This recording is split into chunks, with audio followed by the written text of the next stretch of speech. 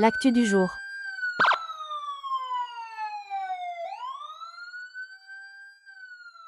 Je m'adresse aux clients de cet hôtel. Si vous êtes client de l'Anelia Beach Resort and Spa, sachez que derrière ce sourire, derrière ce service impeccable, il y a des hommes et des femmes qui souffrent. Ah, curly, et Tom, c'est quoi. Pour la première fois, je vais faire ma vidéo en français, puisque je vais m'attaquer à un hôtel étranger qui se situe à l'île Maurice. C'est l'Anelia Beach Resort and Spa.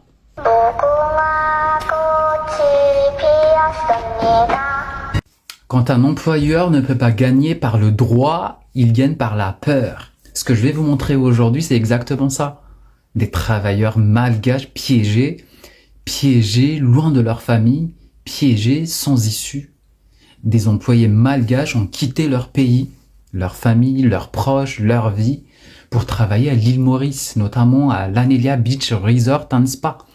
Ils ont signé un contrat de 3 ans, un contrat légal, un contrat engageant, mais aujourd'hui cet employeur a décidé unilatéralement de les licencier. Au lieu d'honorer les 3 ans d'indemnité prévus dans leur contrat, il leur propose 1 ou 2 mois. C'est illégal, c'est injuste et c'est inacceptable. Ces personnes ont tout laissé derrière elles, leur maison, leurs enfants, leurs proches. Elles ont fait confiance à un contrat, elles ont fait confiance à cet employeur. Aujourd'hui, elles se retrouvent dans des conditions déplorables, sans protection, sans issue et sans recours réel.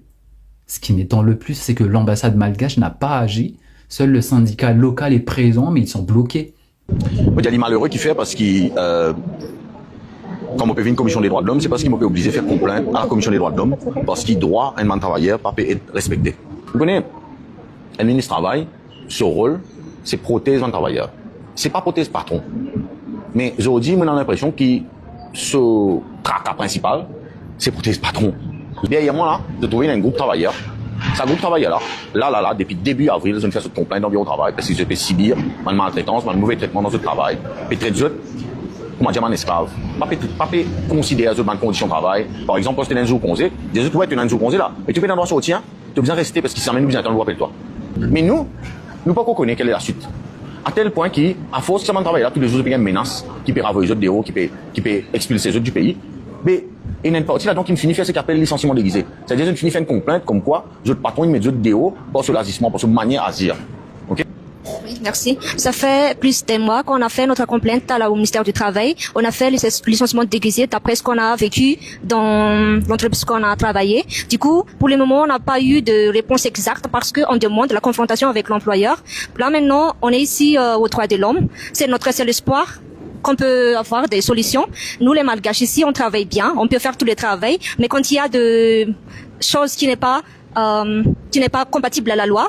C'est pour cela qu'on est ici. Voilà, merci. Tu peux me dire simplement, est-ce que vous pouvez toujours manger à la cantine de votre dortoir? Oui, après, on peut plus manger là-bas. D'après eux, on peut pas manger, d'après eux, parce que c'est normal.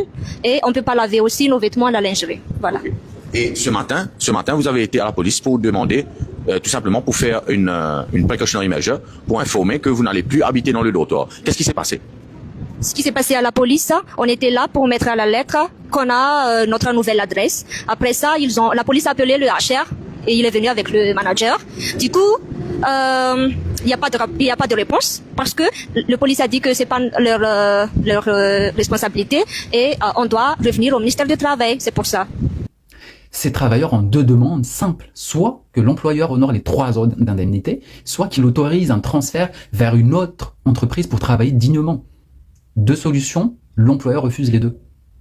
Je m'adresse aux clients de cet hôtel. Si vous êtes client de l'Anelia Beach Resort and Spa, sachez que derrière ce sourire, derrière ce service impeccable, il y a des hommes et des femmes qui souffrent, qui n'ont pas été payés selon leur contrat, qui ne peuvent ni partir ni rester dignement.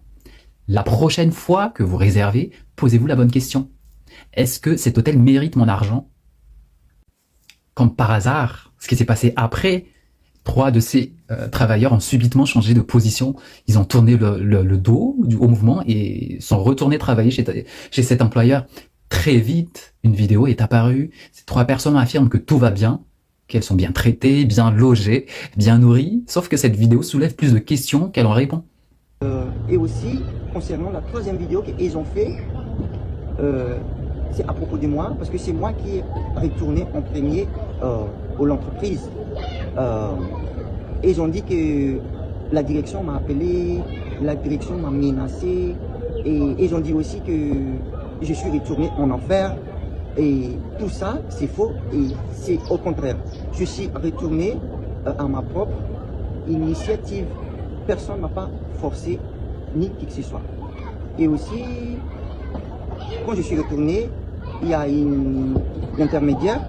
On a un intermédiaire qui a parlé avec la direction. Et c'est l'intermédiaire qui a parlé avec la direction pour nous. Et il y a mes amis aussi qui vont parler pour témoigner. Ok. Et pour ma part, je voulais juste clarifier quelque chose à propos de notre dortoir. Nous avons une cuisine où on peut cuisiner quand on n'aime pas la nourriture à la cantine. Et nous disposons aussi d'un réfrigérateur, de climatisation, de cuisinière à gaz et aussi de l'armoire à chacun.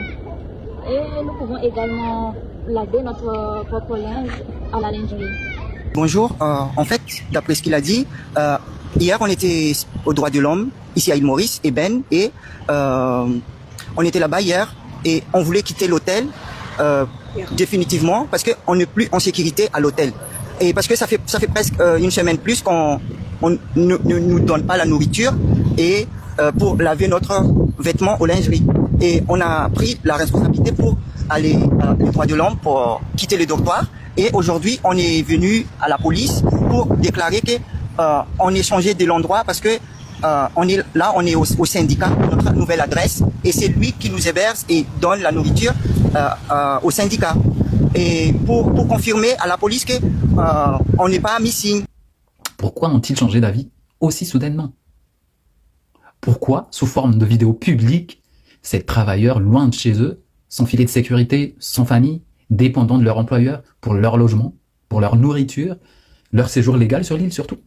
Est-ce qu'on peut vraiment parler de liberté de parole ou d'une parole dictée par la peur? Ce qu'on appelle un témoignage sous contrainte. Ce n'est pas un consentement, c'est du chantage. À ces 3 personnes, je ne vous juge pas du tout, vous avez eu peur, vous avez choisi de vous protéger, c'est humain, mais cette vidéo ne trompe personne. Quand vous serez prêt à parler, librement, nous serons là. L'actu du jour.